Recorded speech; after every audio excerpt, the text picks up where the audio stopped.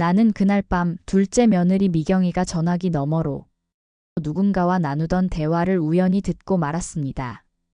시어머니가 언제까지 살 것 같아? 재산 정리는 언제 하실 건지. 그 순간 내 가슴 속 깊은 곳에서 뭔가가 철컥하고 부러지는 소리가 났어요. 마치 오래된 나무 기둥이 썩어서 무너져 내리는 것처럼 말이죠. 아직 새벽 5시도 되기 전이었는데 나는 잠을 이루지 못하고 있었거든요. 나이 들어서 그런지 요즘 들어 잠이 부쩍 없어졌어요. 화장실에 가려고 복도를 지나가는데 거실에서 새어나오는 작은 불빛과 함께 미경이의 목소리가 들려온 거예요. 처음엔 그냥 지나치려 했습니다. 남의 전화 엿듣는 건 예의가 아니니까요. 하지만 내 이름이 나오는 순간 발걸음이 저절로 멈춰버렸어요. 큰아들한테만 몰아주려고 하시는 것 같던데. 우리도 28년이나 모셨는데 말이 안 되잖아. 미경이의 목소리는 평소보다 낮았지만 그 안에 담긴 차가운 분노만큼은 선명하게 들려왔어요. 마치 얼음 조각이 유리잔에 부딪히는 소리 같았습니다. 나는 복도 한켠에 붙어서 숨을 죽이고 서 있었어요. 심장이 너무 빨리 뛰어서 가슴이 터질 것 같았거든요. 78년을 살아오면서 이런 식으로 가슴이 뛴 적이 언제였던가. 아, 그래요. 남편이 갑자기 쓰러졌던 그날 밤이었네요. 아니야, 당연히 반반씩 나눠받아야지. 법적으로도 그게 맞다고. 미경이는 계속해서 누군가와 속삭이듯 대화를 나누고 있었어요. 아마 친정언니였을 거예요. 밤늦은 시간에 이런 이야기를 할 수 있는 사람이라면 말이죠. 엄마는 모르겠지만 시어머니가 얼마나 편파적인지. 맨날 창호 오빠 하시면서. 그 순간 나는 벽에 등을 기댔어요. 다리에 힘이 빠져서 서 있기가 힘들었거든요. 미경이가 말하는 건 사실이 아니었어요. 나는 언제나 두 아들을 똑같이 사랑해왔습니다. 다만 큰아들 창호가 사업에서 어려움을 겪고 있어서 조금 더 걱정이 될 뿐이었는데 시어머니 보기보다 완고하셔. 겉으로는 착하신 척 하시지만 속으론 다 계산하고 계신다고. 나는 그 말을 듣는 순간 온몸이 차갑게 식어버렸어요. 이것이 바로 나를 28년 동안 정성껏 돌본 며느리가 바라보는 시선이었다니. 미경이의 전화는 한참 더 계속됐지만 나는 더 이상 듣고 있을 수가 없었어요. 조용히 발걸음을 돌려서 방으로 돌아왔습니다. 그리고 침대에 앉아서 지난 28년의 세월을 되짚어보기 시작했어요. 창수가 미경이를 데려왔을 때가 떠올랐습니다. 27살의 미경이는 참 예뻤어요. 은행에서 일한다고 해서 똑똑해 보이기도 했고요. 첫인상이 참 좋았었는데. 어머니 잘 부탁드려요. 그때 미경이가 내게 인사하던 모습이 아직도 선해요. 고개를 깊숙이 숙이고 두 손을 가지런히 모으고 서 있던 모습 말이에요. 그런 며느리가 지금은 창밖으로 새벽빛이 스며들고 있었어요. 또 하루가 시작되는 거죠. 하지만 오늘 아침은 왠지 다를 것 같았습니다. 어제까지의 평범했던 일상이 미경이의 그 전화 한 통으로 완전히 달라져 버렸거든요. 나는 침대에서 일어나서 창가로 걸어갔어요. 마당의 감나무에 아직 녹색인 감들이 주렁주렁 매달려 있었습니다. 저 감들이 빨갛게 익을 때쯤이면 우리 가족에게는 또 어떤 일들이 일어나 있을까요? 그때는 아직 몰랐어요. 이 모든 것이 시작에 불과하다는 걸 말이에요. 그날 아침 7시 나는 평소처럼 아침 준비를 했어요. 하지만 마음은 전혀 평소 같지 않았죠. 미경이가 나타날 때까지 내내 가슴이 두근거렸거든요. 어머니 안녕히 주무셨어요? 미경이는 언제나처럼 밝은 목소리로 인사했어요. 앞치마를 두르고 부엌으로 들어서는 모습도 여느 때와 다름없었고요. 하지만 이제는 달라 보였습니다. 그 웃음 뒤에 감춰진 계산을 알고 나니까요. 응, 잘 잤어. 미경아, 너는 어땠니? 나는 최대한 자연스럽게 물어봤어요. 미경이는 잠깐 멈칫했습니다. 아주 짧은 순간이었지만 놓치지 않았어요. 저도 잘 잤어요. 어머니 아침 식사 준비할게요. 미경이는 곧바로 냉장고를 열었어요. 그런데 평소와 뭔가 달랐습니다. 움직임이 조금 더 빨랐고 표정도 어딘지 경직되어 있었어요. 혹시 내가 전화를 들었다는 걸 눈치챈 건 아닐까요? 아침상을 차리는 미경이를 지켜보면서 나는 문득 지난 며칠간의 일들이 떠올랐어요. 그때는 별것 아니라고 생각했던 작은 일들이 이제는 다르게 보였거든요. 사흘 전이었나요? 큰아들 창호가 와서 사업 자금이 부족하다고 상의를 했을 때 말이에요. 나는 당연히 도와주려고 했어요. 자식이 어려우면 부모가 도와주는 게 당연하잖아요. 그때 미경이가 설거지를 하다가 그릇을 바닥에 떨어뜨렸었어요. 아, 깜짝이야. 죄송해요, 어머니. 미경이는 부랴부랴 그릇 조각들을 주워 담으며 사과했었죠. 그때는 단순한 실수라고 생각했는데 지금 생각해보니 창호 이야기를 듣고 있던 중이었어요. 또 있었어요. 일주일 전에 정수기가 와서 시댁 어른 생신 준비를 상의할 때도 그랬거든요. 미경이는 갑자기 급한 볼일이 있다면서 자리를 피했었어요. 어머니, 저 잠깐 나갔다 올게요. 은행 업무가 있어서요. 그때도 이상하다고 생각했었어요. 은행은 이미 문을 닫은 시간이었거든요. 하지만 뭔가 중요한 일이 있나 보다 하고 넘어갔었죠. 어머니 드세요. 미경이가 상을 차려놓고 말했어요. 김치찌개와 생선구이, 나물 반찬들이 정갈하게 놓여 있었습니다. 언제나처럼 정성스럽게 차린 상이었어요. 하지만 이제는 이 정성마저 의심스러워 보였습니다. 고마워, 미경아. 나는 숟가락을 들었어요. 그런데 입맛이 없었습니다. 음식이 목으로 넘어가지 않더라고요. 그때 창수가 나타났어요. 머리를 비죽비죽 세우고 잠옷차림으로 부엌에 들어왔습니다. 어머니 안녕히 주무셨어요? 미경아, 고생 많다. 창수는 아내의 어깨를 살짝 두드리며 인사했어요. 그런 창수를 보는 미경이의 얼굴에 잠깐 복잡한 표정이 스쳐갔습니다. 뭔가 말하고 싶어 하는 것 같았어요. 창수야, 어제 늦게 들어왔네. 나는 아들에게 물어봤어요. 창수는 회사 야근이 많아서 요즘 늦게 들어오는 일이 잦았거든요. 네, 프로젝트 마무리하느라 좀 늦었어요. 창수는 자연스럽게 대답했지만 미경이의 표정은 좀 달랐어요. 뭔가 불만스러워 보였습니다. 여보, 요즘 너무 늦게 들어오는 거 아니야? 어머니께서 걱정하시잖아. 미경이의 말에는 약간의 핀잔이 섞여 있었어요. 하지만 표면적으로는 시어머니를 걱정하는 말처럼 들렸죠. 미안해. 어머니, 다음부터는 조금 더 일찍 들어오도록 할게요. 창수는 고개를 숙이며 사과했어요. 착한 아이예요, 정말. 어릴 때부터 형에게 지지 않으려고 열심히 공부하고 결혼해서도 가정에 충실한 남편이고 아들이거든요. 그런데 미경이는 왜 이런 남편을 두고도 불만이 있는 걸까요? 아니, 불만이라기보다는 뭔가 다른 속셈이 있어 보였어요. 아침을 먹고 나서 창수는 출근 준비를 했고 미경이는 설거지를 시작했어요. 나는 거실로 나가서 신문을 펼쳤지만 글자가 눈에 들어오지 않았습니다. 어머니, 오늘 형님네가 오신다고 하셨죠? 미경이가 부엌에서 물어봤어요. 맞아요. 첫째 며느리 정수기가 오늘 와서 추석 준비를 상의하기로 했었거든요. 응, 10시쯤 온다고 했어.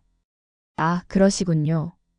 미경이의 대답은 간단했지만 그 안에 뭔가 다른 뉘앙스가 있었어요. 반갑지 않다는 투였달까요? 시계를 보니 아직 8시 30분이었어요. 정수기가 오기까지는 시간이 좀 있었죠. 나는 문득 미경이와 둘이 있는 이 시간이 불편해졌어요. 어젯밤 그 전화를 듣기 전까지만 해도 이렇게 어색하지 않았는데. 어머니, 차라도 한 잔 드릴까요? 미경이가 물었어요. 여전히 상냥한 목소리였지만 이제는 그 상냥함마저 의심스러웠습니다. 정수기가 도착한 건 10시 정각이었어요. 언제나처럼 시간을 정확히 지키는 아이죠. 어머니 안녕하세요. 현관문을 열고 들어오는 정수기의 목소리는 늘 그렇듯 환했어요. 손에는 과일 바구니를 들고 있었고요. 별것 아닌 선물이지만 빈손으로 오지 않는 마음가짐이 고마웠습니다. 정수가 왔구나.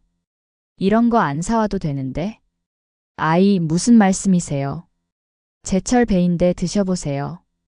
정수기는 신발을 가지런히 정리하고 들어왔어요. 그런 정수기를 보며 나는 문득 미경이와 비교하게 되었습니다. 미경이도 예의 바르기는 하지만 뭔가 다른 점이 있었거든요. 정수기는 진심이 느껴져요.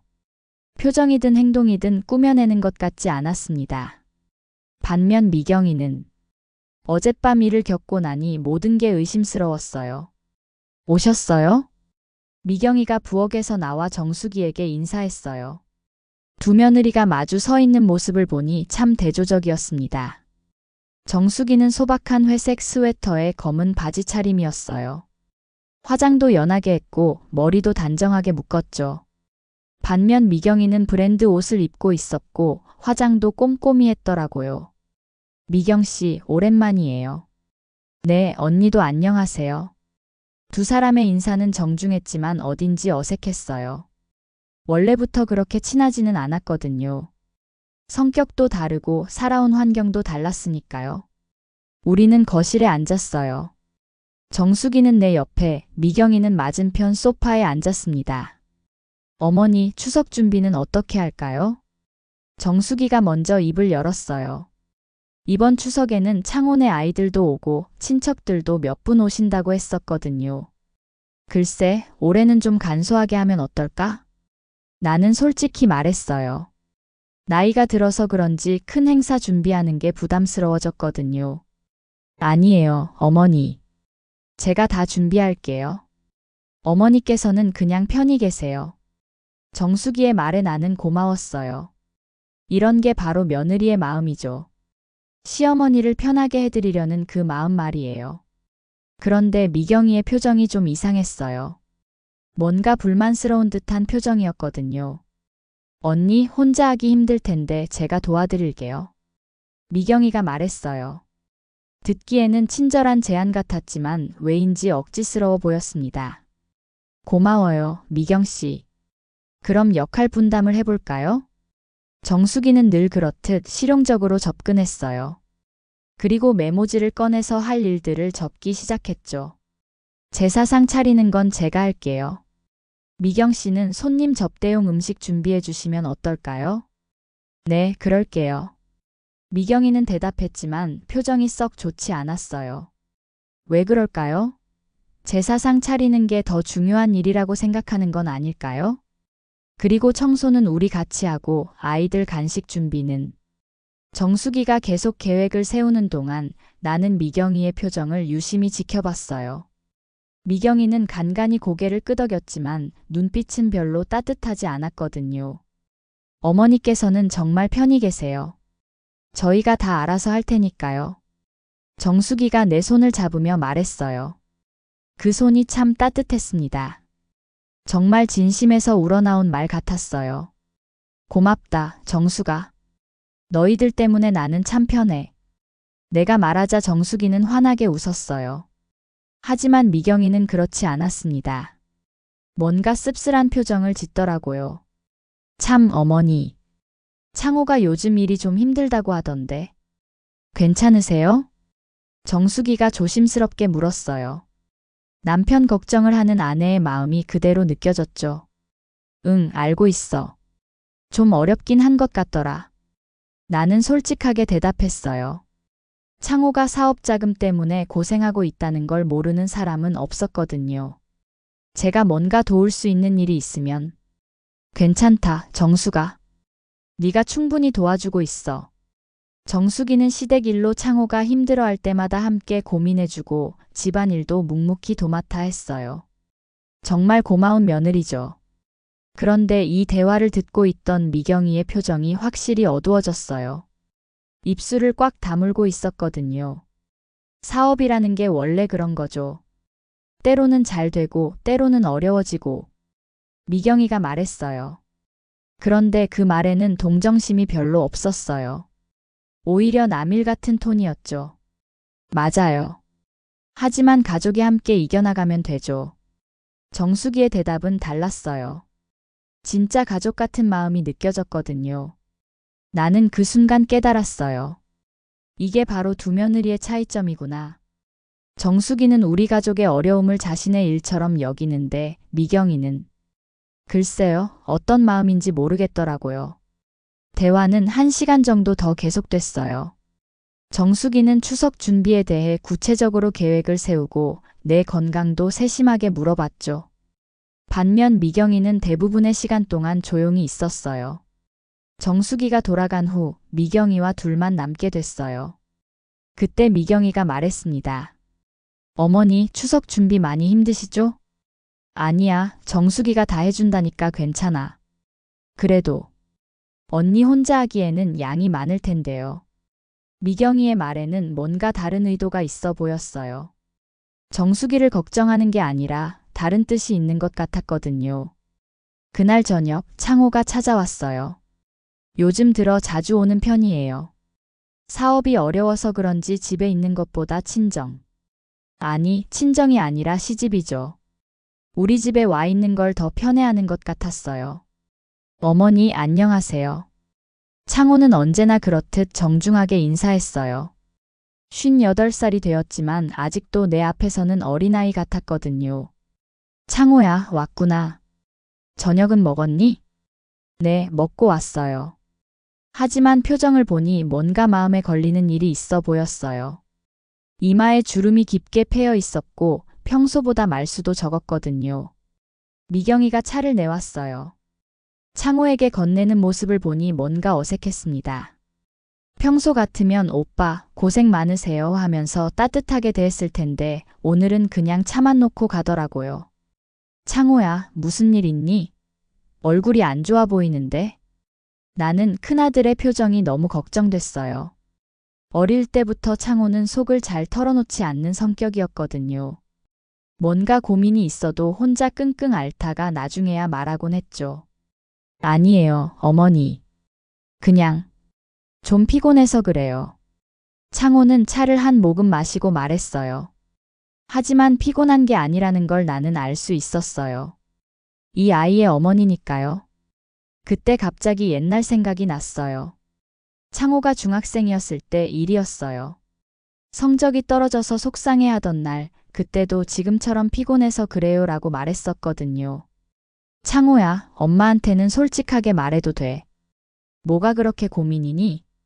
내가 조근조근 물어보자 창호는 한참 망설이더니 입을 열었어요. 어머니, 사업 정리해야 할 것 같아요. 그 말을 듣는 순간 가슴이 철렁 내려앉았어요. 창호가 얼마나 그 사업에 애정을 갖고 있는지 알고 있었거든요. 몇 년 전부터 준비해서 시작한 일인데 정리한다고? 왜? 아직 포기하기에는 이르지 않니? 빚이 너무 많이 늘었어요. 이대로 가다가는 집까지 날릴 수도 있어요. 창호의 목소리에는 절망감이 묻어 있었어요. 남자로서, 가장으로서 얼마나 힘들까요? 내 마음도 아팠습니다. 그때 창수가 들어왔어요. 퇴근길에 형이 온 걸 보고 들른 모양이었죠. 형, 와 계셨네요. 어머니 안녕하세요. 창수는 평상시보다 조금 더 밝게 인사했어요. 형이 힘든 상황인 걸 알고 있어서 분위기를 띄우려고 하는 것 같았어요. 창수야, 너도 앉아라. 나는 둘째 아들에게 자리를 권했어요. 오랜만에 두 아들이 함께 있으니 마음이 좀 따뜻해졌죠. 형, 사업은 어때? 요즘 많이 힘들다고 들었는데? 창수가 조심스럽게 물었어요. 형제간의 정이 느껴졌습니다. 창수는 어릴 때부터 형을 많이 따랐거든요. 응. 좀 어렵긴 해.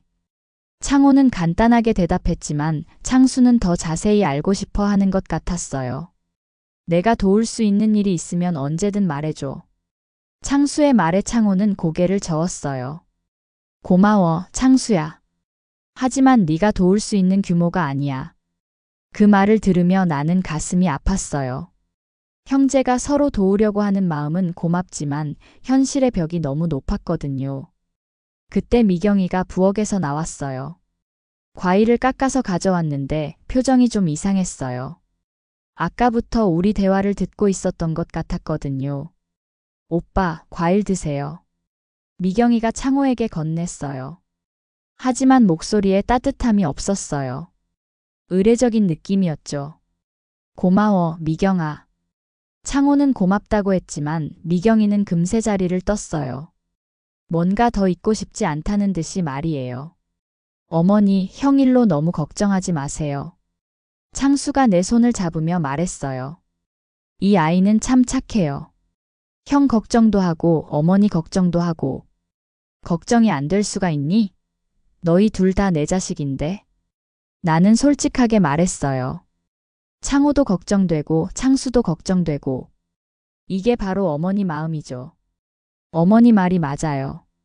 우리는 가족이니까 함께 해결해 나가야 해요. 창수의 말에 창호도 고개를 끄덕였어요. 그 모습을 보니 마음이 좀 놓였습니다. 하지만 그때 부엌에서 들리는 소리가 신경 쓰였어요. 미경이가 설거지를 하고 있었는데 평소보다 소리가 컸어요. 뭔가 화가 난 것 같았거든요. 형, 정말 힘들면 집을 담보로 해서라도. 안 돼, 창수야. 그건 너무 위험해. 창호는 단호하게 말했어요. 집만큼은 지키고 싶은 모양이었죠. 그때 갑자기 부엌에서 큰 소리가 났어요. 뭔가 떨어뜨린 소리 같았어요. 괜찮아? 창수가 일어서려고 했지만 미경이가 먼저 대답했어요. 괜찮아요. 그냥 그릇 하나 떨어뜨렸어요. 하지만 목소리가 평소와 달랐어요. 뭔가 짜증이 섞여 있었거든요. 나는 문득 어젯밤 전화 내용이 떠올랐어요. 미경이가 창혼의 일로 불만을 표했던 건 말이에요. 혹시 지금도 그런 마음일까요? 두 아들은 1시간 정도 더 이야기하고 돌아갔어요. 창호는 여전히 걱정스러워 보였고 창수는 형을 위로하려고 애쓰는 모습이었죠. 그들이 떠나고 나서 미경이와 둘만 남았어요. 미경아, 창호 일로 걱정이 많지? 나는 조심스럽게 물어봤어요. 며느리로서 어떤 마음인지 알고 싶었거든요. 네. 걱정이죠. 미경이는 대답했지만 그 걱정이 진짜인지 의심스러웠어요. 어젯밤 전화를 듣고 나니 더욱 그랬거든요. 그로부터 사흘 후 나는 미경이의 이상한 행동을 목격했어요. 그날은 평소보다 일찍 잠이 깼습니다. 새벽 4시쯤이었을까요? 화장실에 가려고 일어났는데 복도에서 이상한 소리가 들렸어요. 종이를 뒤적이는 소리 같았거든요. 조용히 문을 열고 나가봤어요. 그런데 거실에 불빛이 새어나오고 있었습니다. 누가 이 시간에 거실에 있을까요? 발소리를 죽이고 다가가 보니 미경이었어요. 소파에 앉아서 뭔가를 보고 있었는데 자세히 보니 서류 같은 것들이었어요. 미경이는 작은 손전등을 켜고 그 빛으로 서류를 들여다보고 있었어요. 왜 큰 불을 켜지 않고 손전등을 쓰는 걸까요? 누가 볼까봐 그런 건 아닐까요? 나는 벽 뒤에 숨어서 지켜봤어요. 미경이가 보고 있는 것들이 뭔지 궁금했거든요. 이건 아니고, 이것도 아니고, 미경이가 중얼거리는 소리가 들렸어요. 뭔가를 찾고 있는 것 같았습니다. 그런데 왜 이런 시간에 몰래? 그때 미경이가 서류 뭉치 중에서 하나를 꺼냈어요. 그리고 손전등을 더 가까이 대고 자세히 보더라고요. 이거네. 미경이의 목소리에 뭔가 만족스러운 느낌이 있었어요. 찾던 걸 찾았다는 느낌이었죠. 미경이는 그 서류를 따로 빼두고 나머지는 다시 정리하기 시작했어요. 동작이 빠르고 익숙했어요. 마치 여러 번 해본 것처럼 말이에요. 나는 가슴이 두근거렸어요. 미경이가 보고 있던 게 뭘까요? 그리고 왜 이런 새벽 시간에 몰래? 미경이는 모든 걸 정리한 후에 조용히 자기 방으로 들어갔어요. 나도 얼른 내 방으로 돌아갔지만 잠이 오지 않았습니다. 아침이 되어서 미경이를 봤을 때 평소와 다름없었어요. 상냥하게 인사하고 아침을 차려주고. 하지만 이제는 그 모든 게 연기 같아 보였어요. 어머니, 어젯밤에 잠은 잘 주무셨어요? 미경이가 물었어요. 혹시 내가 본 걸 알고 있는 건 아닐까 싶어서 놀랐어요. 응. 그럭저럭. 나는 대충 대답했어요. 미경이에게 들킨 건 아니겠죠? 그날 오후에 또 이상한 일이 있었어요. 미경이가 갑자기 외출한다고 하더라고요. 어머니, 친구 만나러 잠깐 나갔다 올게요. 그래, 다녀와. 나는 자연스럽게 대답했지만 속으로는 의심스러웠어요. 평소에 친구 만난다고 할 때는 어떤 친구인지, 어디서 만나는지 이야기해주곤 했거든요. 그런데 오늘은 그냥 친구라고만 했어요. 미경이가 나간 후 나는 혼자 집에 있게 됐어요. 창수는 출근했고 집안은 조용했죠. 그때 갑자기 궁금해졌어요. 어젯밤에 미경이가 보던 서류들이 뭐였을까? 혹시 우리 집 관련된 것들은 아니었을까? 나는 거실로 가서 서류들이 있는 곳을 살펴봤어요. 평소에 중요한 서류들은 서재 책상 서랍에 보관하거든요. 서랍을 열어보니 서류들이 가지런히 정리되어 있었어요. 부동산 등기부 등본, 예금 통장, 보험 서류들. 모든 게 제자리에 있는 것 같았어요. 하지만 뭔가 이상했어요. 평소보다 너무 깔끔하게 정리되어 있었거든요. 마치 누군가가 다시 정리한 것 같았어요. 그때 전화벨이 울렸어요. 누군지 확인해보니 모르는 번호였어요. 여보세요? 혹시 박순덕님 맞으신가요? 남자 목소리였어요. 처음 듣는 목소리였죠. 네, 맞습니다. 안녕하세요. 저는 대한부동산에서 일하는 김정민이라고 합니다. 부동산? 왜 부동산에서 전화가 올까요? 혹시 부동산 매매나 임대 생각 있으시다고 들었는데 맞으신가요? 나는 깜짝 놀랐어요. 부동산 매매? 그런 생각 해본 적 없는데요. 아니요, 저는 그런 생각 없습니다. 누가 그런 말을 했나요? 아, 그런가요? 댁 며느님께서 문의하셨다고 해서. 며느님? 미경이가? 혹시 어떤 며느리인지 알 수 있을까요? 이름은? 잠깐만요. 이미경님이라고 하시더군요. 내 심장이 쿵쾅거렸어요. 미경이가 왜 부동산에 우리 집 이야기를 했을까요? 아, 제가 잘못 알았나 보네요. 죄송합니다. 나는 얼른 전화를 끊었어요. 그리고 소파에 주저앉았죠. 미경이가 부동산에 우리 집 이야기를 했다고? 왜? 무슨 목적으로? 1시간 후에 미경이가 돌아왔어요. 어머니, 다녀왔어요. 응, 친구 만나고 왔니? 네, 오랜만에 만나서 이야기 많이 했어요. 미경이는 자연스럽게 대답했어요. 하지만 가방을 보니 뭔가 서류 같은 게 들어있는 것 같았어요. 미경아, 혹시 부동산 알아본 일 있니? 나는 직접적으로 물어봤어요. 미경이의 반응을 보고 싶었거든요. 부동산요? 왜 그런 걸 물어보세요? 미경이는 당황하는 기색이 없었어요. 오히려 자연스럽게 반문하더라고요. 아니야, 그냥. 요즘 부동산 가격이 많이 올랐다고 해서. 아, 그렇다고 하더라고요. 미경이는 그냥 넘어갔어요. 하지만 나는 확신했어요. 분명히 뭔가 숨기고 있다는 걸 말이에요. 그날 밤 나는 잠들기 전까지 계속 생각했어요. 미경이가 새벽에 서류를 뒤져본 것, 부동산에 문의한 것, 그리고 오늘 외출. 이 모든 게 우연일 수는 없어요. 분명히 뭔가 계획하고 있는 거예요. 그 다음 주 월요일, 미경이의 행동은 더욱 이상해졌어요. 아침을 먹으면서 갑자기 이런 말을 하더라고요. 어머니, 요즘 집 관리비가 많이 들어가는 것 같아요. 관리비? 나는 고개를 갸웃했어요. 우리 집은 단독주택이라 관리비가 따로 없거든요. 아, 관리비가 아니라. 집 유지비요. 보일러도 오래됐고 지붕도 수리해야 할 것 같고. 미경이가 말을 바꿨어요.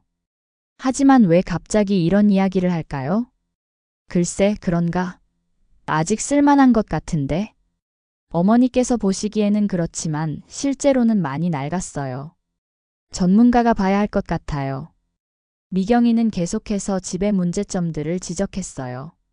마치 미리 준비해온 것처럼 말이에요. 그때 창수가 끼어들었어요. 미경아, 집이 문제가 있으면 미리 말하지 그랬어. 나도 살펴볼 수 있는데. 여보는 바쁘잖아. 그리고 이런 건 전문가가 봐야 정확하지. 미경이의 말에는 뭔가 단호함이 있었어요. 창수의 의견을 받아들일 생각이 없어 보였거든요. 그럼 어떻게 하자는 거니? 내가 물어보자 미경이는 잠깐 망설이더니 말했어요. 차라리 집을 정리하시는 게 어떨까요? 정리한다고? 네. 어머니께서 이렇게 큰 집에 혼자 계시기도 힘드실 텐데 좀 더 작고 관리하기 쉬운 곳으로 이사하시면 어떨까 해서요. 나는 깜짝 놀랐어요. 갑자기 이사 이야기가 나오다니. 미경아, 갑자기 무슨 소리야? 창수도 당황한 기색이었어요. 갑작스럽긴 하지만 현실적으로 생각해봐. 어머니 연세도 있으시고 이 집은 너무 크고 오래됐어. 미경이는 마치 이미 다 계획해 놓은 것처럼 말했어요. 그 모습이 너무 어색했거든요. 엄마가 이 집을 좋아하시는데 갑자기 이사는 좀. 창수가 말하려 했지만 미경이가 막았어요. 좋아하시는 건 알지만 실용적인 면을 생각해야지. 그리고 미경이는 잠깐 멈췄다가 조심스럽게 말했어요. 어머니께서 연세가 더 드시면 관리하기 더 어려워질 거야. 그 말을 듣는 순간 기분이 나빠졌어요. 마치 내가 늙어서 무능력하다고 말하는 것 같았거든요. 미경아, 나는 아직 건강해. 이 집 관리하는 것도 별로 어렵지 않고. 아, 그런 뜻이 아니에요, 어머니. 다만 미리 준비하시는 게 좋지 않을까 해서.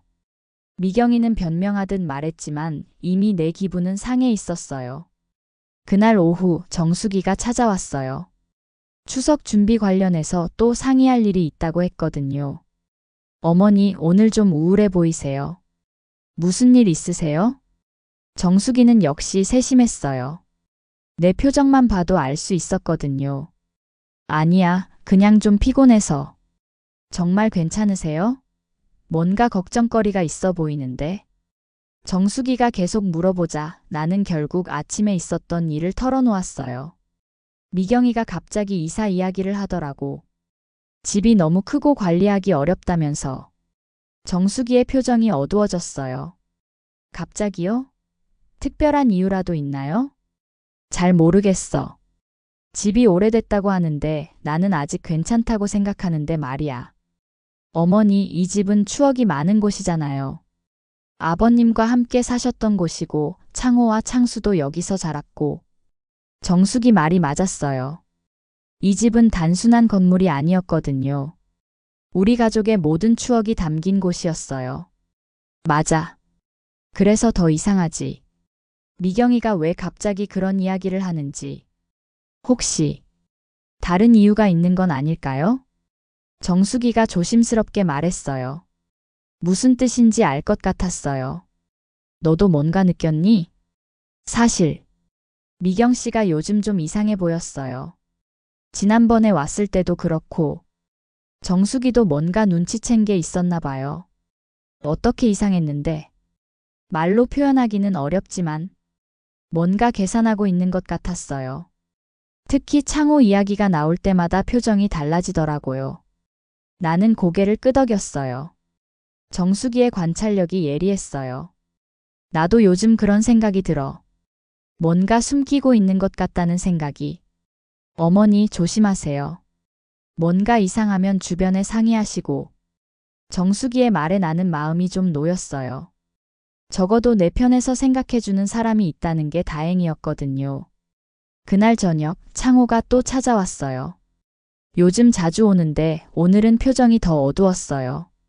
어머니 죄송해요. 또 걱정 끼쳐드려서. 괜찮다, 창호야. 무슨 일인데? 사업 정리하기로 했어요. 더 이상은 버틸 수가 없을 것 같아요. 창호의 말에 가슴이 아팠어요. 그렇게 열심히 했는데? 그때 미경이가 차를 가져왔어요. 하지만 평소와 달리 표정이 차가웠어요. 오빠, 고생 많으셨어요. 말은 위로하는 것 같았지만 목소리에 진심이 없었어요. 고마워, 미경아. 창호는 고맙다고 했지만 미경이는 금세 자리를 떴어요. 창호야, 너무 자책하지 마. 다시 시작하면 돼. 네, 어머니. 그런데 당분간은 경제적으로 좀 어려울 것 같아요. 창호의 말에 나는 당연히 도와주고 싶었어요. 자식이 어려우면 부모가 도와주는 게 맞잖아요. 걱정 마라, 창호야. 엄마가 있잖아. 그 순간 부엌에서 그릇 떨어뜨리는 소리가 났어요. 미경이가 또 뭔가를 떨어뜨린 모양이었어요. 괜찮아? 창수가 물어봤지만 미경이는 괜찮다고만 대답했어요. 하지만 나는 알았어요. 미경이가 우리 대화를 듣고 있었다는 걸 말이에요. 그리고 아마도 우리가 창호를 도우려는 이야기를 듣고 화가 났을 거예요. 그날 밤 나는 잠들기 전에 많은 생각을 했어요. 미경이의 최근 행동들, 갑작스러운 이사 제안, 그리고 창호 일에 대한 반응. 모든 게 연결되어 있는 것 같았어요. 다음 날 아침 미경이의 행동은 더욱 노골적이었어요. 어머니, 어젯밤에 창호 오빠와 무슨 이야기 하셨어요? 아침을 준비하면서 미경이가 물었어요. 직접적으로 묻는 걸 보니 더 이상 숨길 생각이 없나 봐요. 응, 사업 정리한다고 하더라고. 그래서 도와주시려고 하는 거예요? 미경이의 목소리에는 분명한 불만이 있었어요. 자식이 어려우면 부모가 도와주는 게 당연하지.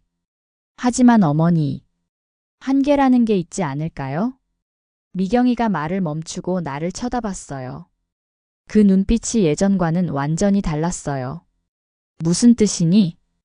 이번이 처음이 아니잖아요. 몇 년 전에도 도와주셨고 작년에도. 언제까지 계속 도와주실 건가요? 미경이의 말은 틀리지 않았어요. 창호를 여러 번 도와준 게 사실이었거든요. 그래도 내 자식인데? 창수도 어머니 자식이에요. 미경이가 단호하게 말했어요. 드디어 본심이 나온 거죠. 무슨 말인지 모르겠구나. 창호 오빠만 계속 도와주시면 창수는 어떻게 되는 거예요? 우리도 28년 동안 어머니를 모셨는데 공평하지 않잖아요. 미경이의 목소리가 높아졌어요. 드디어 속마음을 드러내기 시작한 거예요.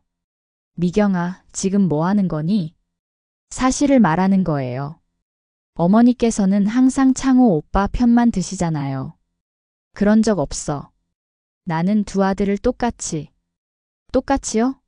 정말 그렇게 생각하세요? 미경이가 내 말을 끊었어요. 이런 태도는 처음이었거든요. 재산 정리도 마찬가지 아닌가요? 창호 오빠한테만 다 주실 생각이시죠? 마침내 핵심이 나왔어요. 재산 이야기였던 거죠. 누가 그런 소리를 했니? 아무도 안 했어요. 하지만 지금까지의 패턴을 보면 뻔하잖아요. 미경이는 이제 완전히 본색을 드러냈어요. 예의도 없고 존댓말도 안 하고. 미경아, 지금 내가 하는 말을 알고 있니? 네, 알고 있어요. 그리고 더 이상 참을 수 없어요. 그때 창수가 나타났어요. 출근 준비를 하다가 우리 대화를 들었나 봐요. 미경아, 너 지금 뭐 하는 거야? 창수가 놀란 목소리로 말했어요. 여보도 알잖아. 우리가 얼마나 불공평한 대우를 받고 있는지. 미경아. 창수가 아내를 제지하려 했지만 미경이는 멈추지 않았어요. 언제까지 바보처럼 당하고만 있을 거야? 우리도 권리가 있어. 그만해, 미경아. 어머니께 죄송하다고 해. 죄송할 게 뭐 있어? 사실을 말한 건데. 나는 그 순간 너무 충격을 받았어요. 28년 동안 내가 키운 며느리가 이런 식으로 나올 줄은. 미경아, 네가 이런 아이였니? 내 목소리가 떨렸어요. 너무 실망스러웠거든요. 저는 변한 게 없어요. 다만 더 이상 참지 않을 뿐이에요. 미경이는 앞치마를 벗어던지고 자기 방으로 들어가 버렸어요. 창수는 한참 동안 말을 하지 못했어요. 아내의 행동에 충격을 받은 것 같았거든요. 어머니, 죄송해요. 미경이가 요즘 좀 예민해서. 창수야. 나는 아들을 보며 마음이 아팠어요. 이 아이도 힘들겠죠. 어머니와 아내 사이에서 말이에요. 제가 미경이랑 얘기해 볼게요. 창수는 미안해하며 출근했어요. 나는 혼자 남아서 멍하니 앉아 있었어요. 이제 정말 시작된 거네요. 미경이와의 전쟁이 말이에요. 그날 오후 예상치 못한 손님이 찾아왔어요. 안녕하세요. 박순덕님 댁이 맞죠? 중년 남자가 정중하게 인사하며 문 앞에 서 있었어요. 처음 보는 사람이었는데 손에 서류 가방을 들고 있었거든요.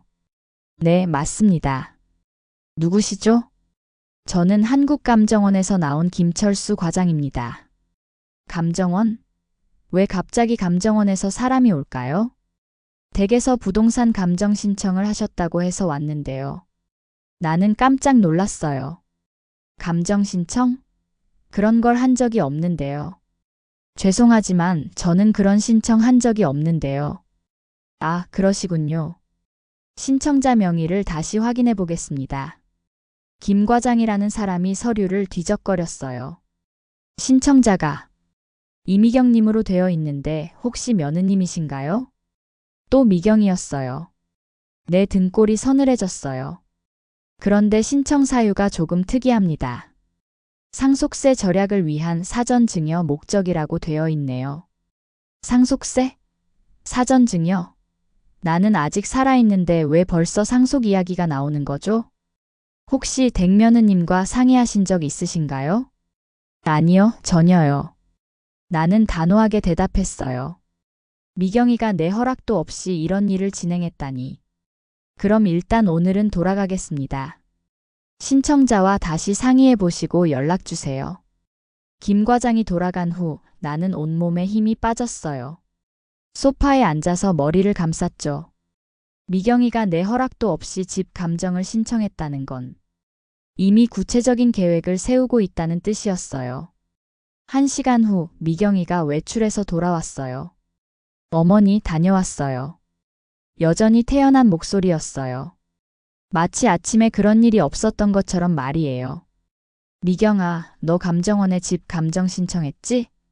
나는 바로 본론으로 들어갔어요. 더 이상 돌려서 말할 필요가 없었거든요. 미경이의 얼굴이 순간 굳었어요. 들킨 걸 알았나 봐요. 아, 그게 왜 내 허락도 없이 그런 일을 했니? 어머니를 위해서예요. 내가 언제 그런 걸 부탁했니? 미경이는 한참 동안 말을 하지 못했어요. 그러더니 갑자기 당당해졌어요. 어차피 해야 할 일이잖아요. 미리 알아보는 게 뭐가 잘못됐나요? 해야 할 일? 누가 정했는데? 상식적으로 생각해 보세요. 어머니 연세의 재산 정리는 당연히 해야 하는 거 아닌가요? 미경이의 말이 점점 노골적이 되고 있었어요. 그리고 세금 문제도 있고요. 사전에 증여하면 세금을 많이 절약할 수 있어요. 누구에게 증여한다는 거니? 당연히 자식들에게요. 창호 오빠랑 창수 반반씩. 미경이는 마치 당연한 일인 것처럼 말했어요. 그건 내가 결정할 일이야. 네가 정할 일이 아니고. 하지만 현실적으로 생각해 보세요. 어머니께서 언제까지 혼자 이 큰 집을 관리하실 건가요? 또 이사 이야기가 나왔어요. 미경이의 계획이 점점 드러나고 있었어요. 미경아, 솔직히 말해봐. 너 뭘 계획하고 있는 거니? 계획이라니요? 그냥 현실적인 방안을 생각하는 거예요. 현실적인 방안이 내 허락도 없이 감정 신청하는 거니? 미경이는 더 이상 변명하지 않았어요. 오히려 도전적인 표정을 지었죠. 어머니, 저희도 권리가 있어요. 28년 동안 모신 것도 공짜가 아니라고요. 그 순간 나는 미경이의 진짜 모습을 보았어요. 지금까지의 효부 연기는 모두 거짓이었던 거죠. 권리? 무슨 권리를 말하는 거니? 상속받을 권리요. 창수도 어머니 아들이고 저도 28년 동안 며느리 노릇했어요. 그래서 내가 죽기도 전에 미리 재산 나눠달라는 거니? 그런 뜻은 아니지만 어쨌든 준비는 해야 하는 거 아닌가요? 미경이의 말에 나는 너무 황당했어요. 이런 며느리와 28년을 살았다니. 그때 창수가 들어왔어요. 일찍 퇴근한 모양이었어요. 어머니, 미경아. 무슨 일이야? 목소리가 크던데? 창수는 분위기를 감지했나 봐요. 여보, 때마침 잘 왔어. 어머니와 중요한 얘기를 하고 있었거든. 미경이가 남편을 끌어들이려 했어요. 무슨 얘기? 재산 정리 얘기. 어머니께서 아직 젊다고 생각하시는 것 같은데 현실적으로 준비는 해야 하는 거 아니야? 창수의 표정이 당황스러워졌어요. 미경아, 그런 얘기를 갑자기 왜? 갑자기가 아니야. 창호 오빠만 계속 도와주시는 걸 보니까 우리도 확실히 해놓아야겠다 싶어서. 미경이는 이제 완전히 속마음을 드러냈어요. 미경아, 너 지금 뭐 하는 거야? 창수가 아내를 제지하려 했지만 미경이는 멈추지 않았어요. 여보도 알잖아. 지금까지 얼마나 손해봤는지. 이제라도 우리 몫은 확실히 챙겨야 해. 나는 그 순간 모든 걸 이해했어요. 미경이의 새벽 서류 확인, 부동산 문의, 감정원 신청. 모든 게 이 계획의 일부였던 거죠. 미경아, 나는 천천히 말했어요. 네가 정말 이런 사람이었니? 어머니께서 저를 이런 사람으로 만드신 거예요. 미경이의 대답에 나는 할 말을 잃었어요. 28년 동안 함께 살면서 나는 이 며느리를 전혀 알지 못했던 거네요. 그날 밤 창수는 아내와 긴 대화를 나눴나 봐요. 방에서 나오는 소리가 새벽까지 계속됐거든요. 다음 날 아침 창수가 먼저 내게 찾아왔어요. 어머니 죄송해요. 미경이가 요즘 좀 이상해요. 창수의 표정이 말이 아니었어요. 하룻밤 사이에 늙어 보였거든요. 창수야, 너도 힘들겠구나. 미경이와 얘기해봤는데 생각보다 심각해요. 심각하다니? 미경이가 변호사까지 알아봤대요. 나는 깜짝 놀랐어요. 변호사까지? 무슨 변호사? 상속 전문 변호사요. 미리 상속 분할에 대해 상담받았다고 해요. 미경이의 계획이 생각보다 치밀했던 거네요. 그래서 뭐라고 하던? 법적으로는 문제 없다고. 어머니께서 동의하시면 사전 증여도 가능하다고요. 창수의 말에 나는 한숨이 나왔어요. 창수야, 너는 어떻게 생각하니? 저는 어머니 뜻을 따르고 싶어요. 미경이가 뭐라고 해도요. 창수는 여전히 착한 아들이었어요. 하지만 그 착함 때문에 더 힘들어 보였거든요. 하지만 집에서 계속 이런 분위기로는 어머니께서도 힘드시겠어요. 맞는 말이었어요. 이런 상황이 계속되면 집안 분위기가 엉망이 될 거예요. 오후에 창호가 찾아왔어요. 창수가 형에게 상황을 알렸나 봐요. 어머니, 미경이가 그런 얘기를 했다고요? 창호도 충격을 받은 것 같았어요. 응, 어제 감정원에서 사람도 왔더라. 정말 미안해요, 어머니.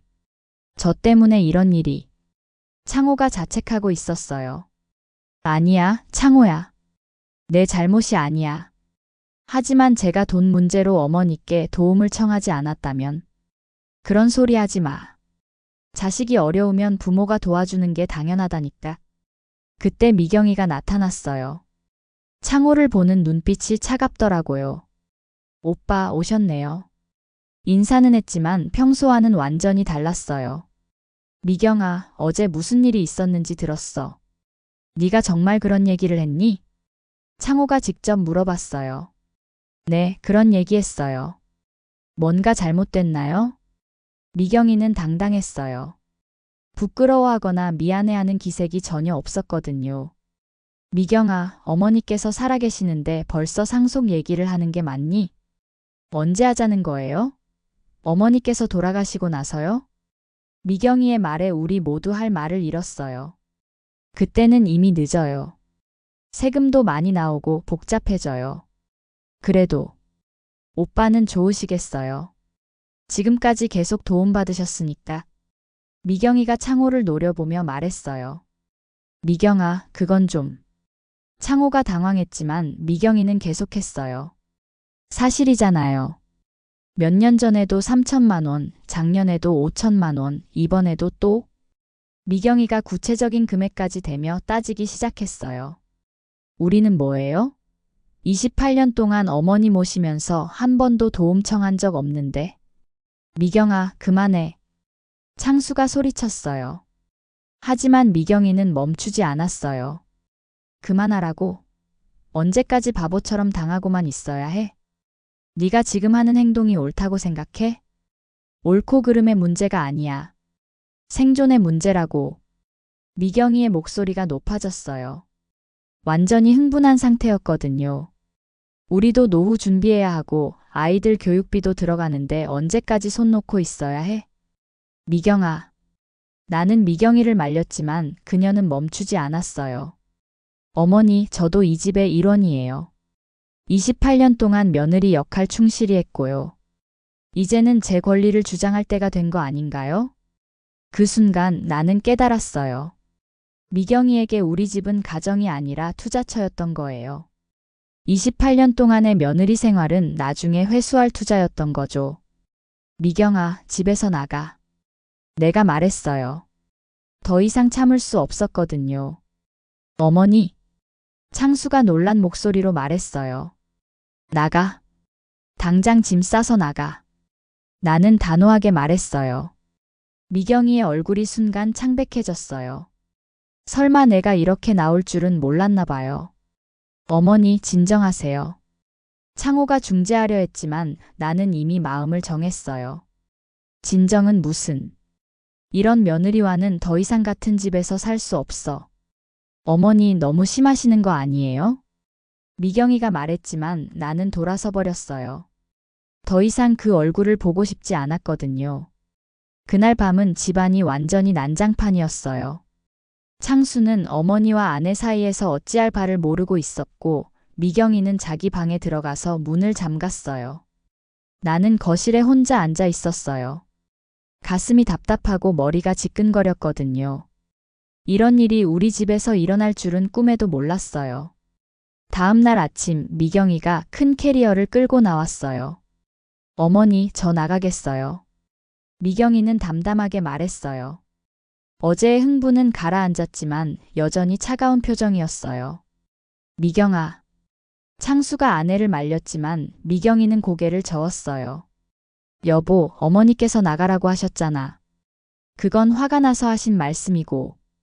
아니야. 어머니는 진심이셔. 미경이가 나를 쳐다봤어요. 그 눈빛에는 원망과 분노가 섞여 있었어요. 어머니, 후회하실 거예요. 무슨 뜻이니? 지금은 저를 쫓아내시면 속이 시원하시겠지만 나중에는 다를 거예요.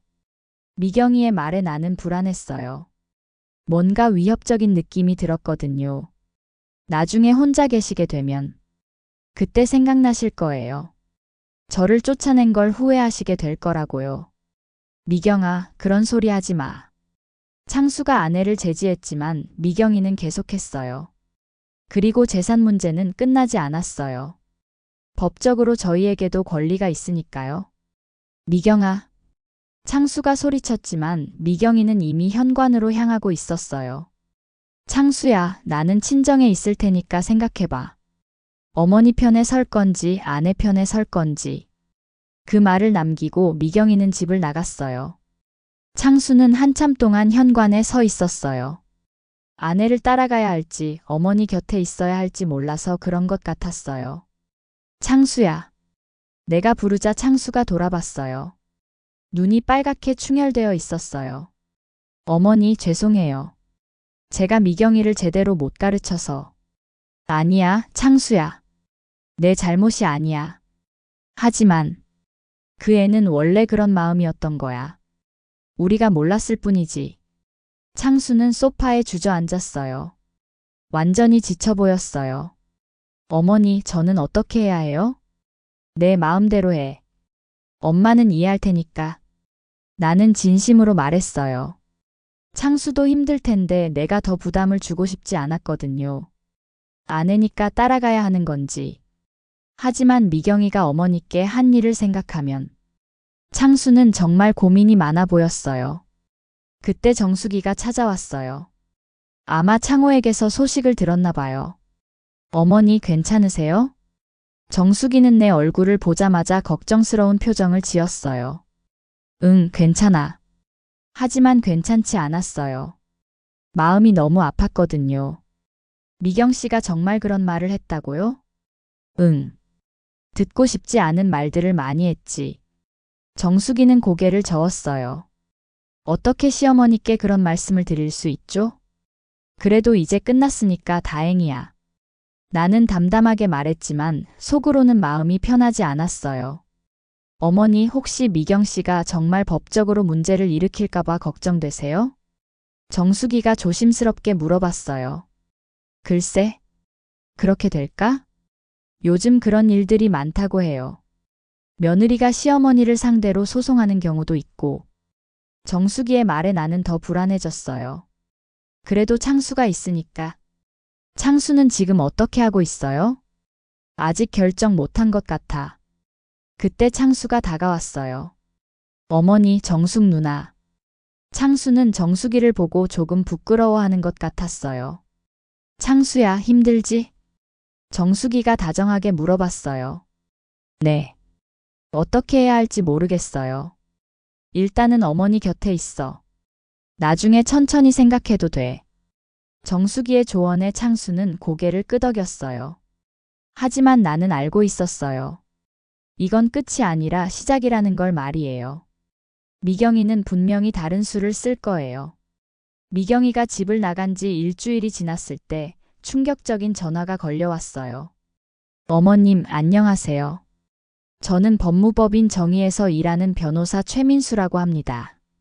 변호사라는 말에 심장이 철렁했어요. 이미경님의 의뢰로 연락드렸는데요. 상속 관련해서 상담을 진행하고 있습니다. 역시 미경이었어요. 상속이라니요? 저는 아직 살아있는데요. 네, 알고 있습니다. 사전 상속 분할에 관한 내용입니다. 그런 건 논의한 적 없는데요. 하지만 이미경님께서는 충분히 논의했다고 하시는데요. 그리고 법적으로도. 나는 전화를 끊어버렸어요. 더 이상 듣고 싶지 않았거든요. 바로 창수에게 전화했어요. 창수야, 미경이가 변호사까지 동원했다. 어머니, 무슨 말씀이세요? 방금 변호사한테서 전화 왔어. 상속 분할 어쩌고 저쩌고. 창수는 한참 동안 말이 없었어요.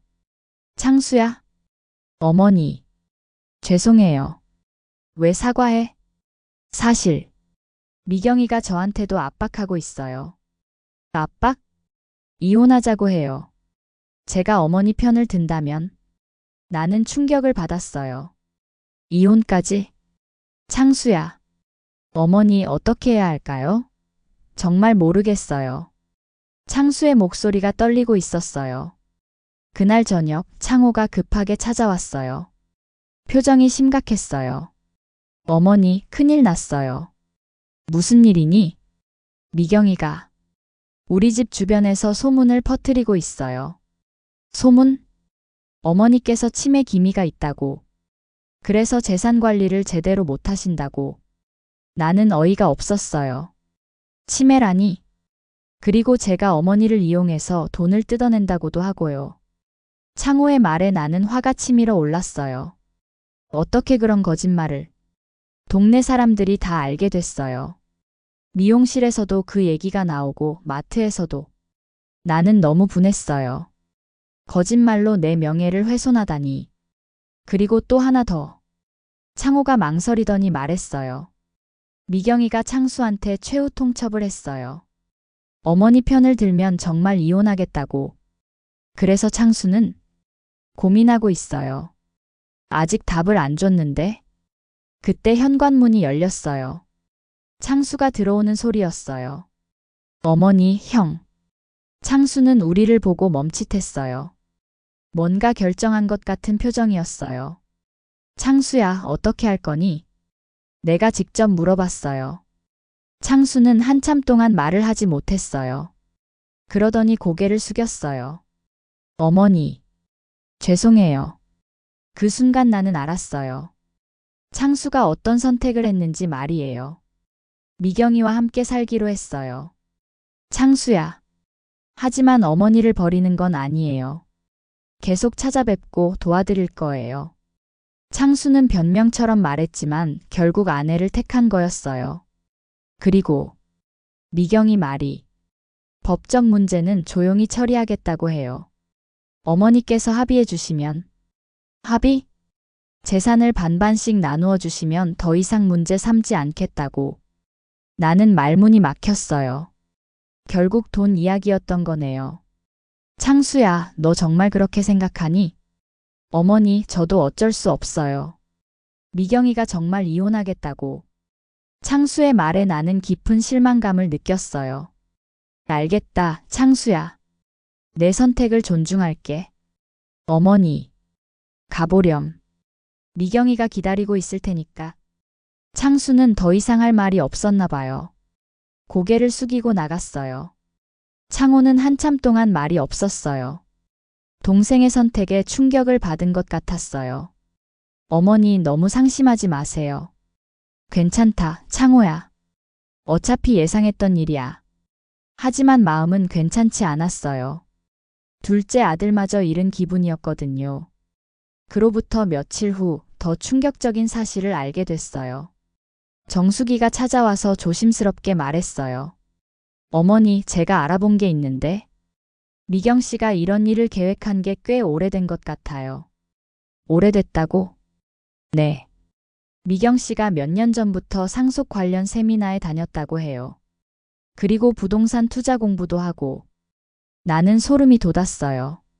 몇 년 전부터 계획했다는 거잖아요. 그리고 미경 씨가 다른 사람들한테도 같은 말을 했다고 해요. 다른 사람들? 같은 처지의 며느리들이요. 시어머니 재산을 어떻게 미리 받아낼 수 있는지. 정수기의 말에 나는 온몸이 떨렸어요. 어머니, 그리고 또 하나. 미경 씨가 창수에게 거짓말을 했을 수도 있어요. 무슨 거짓말? 이혼 얘기요. 정말 이혼할 생각이 있는 건지. 아니면 그냥 압박용인지. 정수기의 말이 맞을 수도 있었어요. 미경이라면 그런 거짓말도 할 수 있을 것 같았거든요. 어머니, 한 가지 더 확인해 봐야 할 게 있어요. 뭐니? 미경 씨가 정말 변호사를 고용했는지. 혹시 그것도 거짓말일 수 있어요. 정수기의 말에 나는 깨달았어요. 미경이의 모든 행동을 다시 생각해 봐야겠다고요. 그날 밤 나는 혼자 앉아서 생각했어요. 미경이가 정말 변호사를 고용했을까? 아니면 나를 겁주려는 거짓말일까? 창수는 정말 아내 때문에 나를 버린 걸까? 아니면 다른 이유가 있을까? 그리고 내가 지금까지 미경이에 대해 알고 있던 게 정말 전부일까? 다음 날 나는 직접 확인해 보기로 했어요. 전화번호부에서 법무법인 정의를 찾아봤지만 그런 곳은 없었어요. 최민수 변호사라는 사람도 검색해봤지만 찾을 수 없었어요. 역시 거짓말이었던 거예요. 그때 또 다른 진실이 밝혀졌어요. 창수에게 전화했더니 뜻밖의 대답이 돌아왔어요. 어머니, 사실 미경이가 저한테 이혼 얘기 한 적 없어요. 뭐? 죄송해요. 저도 속았어요. 미경이가 저한테 어머니가 평소에 자기를 괴롭혀왔고 늘 어머니가 화내신다고 거짓말했어요. 나는 어이가 없었어요. 미경이가 우리 모자를 이간질한 거였어요. 창수야, 그럼 너는? 저는 어머니 곁에 있고 싶어요. 미경이가 뭐라고 해도요. 그 순간 모든 퍼즐이 맞춰지기 시작했어요. 미경이의 모든 거짓말, 조작, 이간질. 이제야 진실이 드러나기 시작한 거예요. 그날 밤 나는 처음으로 분노보다는 차분한 마음이 들었어요. 미경이의 모든 계략이 거짓말과 조작으로 이루어져 있다는 걸 알고 나니 오히려 마음이 편해졌어요. 적어도 내가 잘못 판단한 건 아니었으니까요. 다음 날 아침 창수가 집으로 돌아왔어요. 어머니, 죄송해요. 제가 미경이의 거짓말에 속아서. 괜찮다, 창수야. 나도 속았으니까. 창수는 밤새 생각했나 봐요. 눈이 빨갛게 충혈되어 있었거든요. 어머니, 이제 어떻게 해야 할까요? 일단은 미경이가 어떻게 나올지 지켜보자. 나는 이제 미경이의 다음 수가 궁금해졌어요. 거짓말이 들통났으니 다른 방법을 쓸 테니까요. 과연 그랬어요. 이틀 후에 미경이가 직접 찾아왔어요. 어머니, 안녕하세요. 미경이는 여전히 예의 바른 척했어요. 하지만 이제 그 가면이 다 보였거든요. 왔구나. 무슨 일이니? 어머니께서 오해하고 계시는 것 같아서 왔어요. 오해? 제가 어머니를 속이려고 한 게 아니에요. 정말로 우리 가족을 위해서. 미경이는 또 거짓말을 시작했어요. 미경아, 그만해. 어머니. 변호사도 거짓말, 이혼도 거짓말. 다 알고 있어. 미경이의 얼굴이 순간 굳었어요. 그게 어떻게 아셨어요? 네가 우리를 얼마나 우롱했는지 다 알아봤어. 미경이는 더 이상 변명하지 않았어요. 들킨 걸 알았나 봐요. 어머니, 그래도 제 말이 틀린 건 아니에요. 무슨 말? 창호 오빠만 편애하신다는 말이요. 그건 사실이잖아요. 미경이는 아직도 자신이 옳다고 생각하고 있었어요. 미경아, 내가 언제 창호만 편애했니? 맨날 창호 오빠 걱정만 하시고 돈도 창호 오빠한테만 주시고. 그건 창호가 어려워서 그런 거야. 너희는 안정적이잖아. 안정적이어서 소외받아도 된다는 거예요? 미경이는 여전히 피해의식에 사로잡혀 있었어요. 소외받은 게 아니라 도움이 필요 없었던 거야. 어머니께서는 항상 그런 식으로 말씀하세요. 하지만 실제로는 뭐? 창호 오빠한테만 관심이 있으시잖아요. 저희는 그냥 있어도 그만, 없어도 그만인 존재고요. 나는 미경이의 말을 들으며 깨달았어요. 이 아이는 정말로 그렇게 생각하고 있었던 거예요. 피해망상에 빠져 있었던 거죠. 미경아, 나는 너희를 똑같이 사랑해. 사랑하신다면서 왜 창호 오빠한테만 도움을 주세요? 도움이 필요한 사람을 돕는 게 당연하잖아. 그럼 저희가 도움 청하면 똑같이 도와주실 건가요? 미경이의 질문에 나는 당연히 그렇다고 대답했어요. 물론이지. 정말요? 정말이야. 그 순간 미경이의 표정이 바뀌었어요. 뭔가 계산하는 듯한 눈빛이었어요. 그럼 저희도 창호 오빠가 받은 만큼 달라고 하면 주실 건가요? 역시 돈 이야기로 돌아왔네요.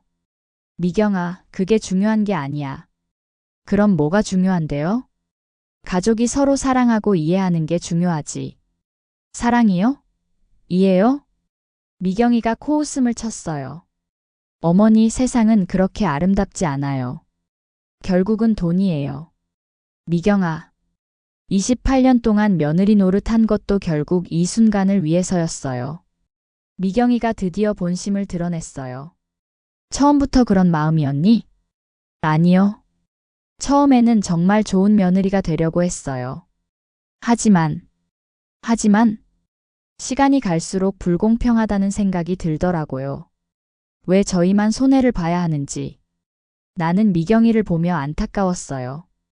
이 아이가 언제부터 이렇게 삐뚤어진 생각을 갖게 된 걸까요? 미경아, 아직 늦지 않았어. 마음을 바꿔보지 않을래? 마음을 바꾸라고요? 응. 다시 예전처럼. 예전으로 돌아갈 수는 없어요, 어머니. 미경이는 단호하게 말했어요. 이미 선을 넘었어요.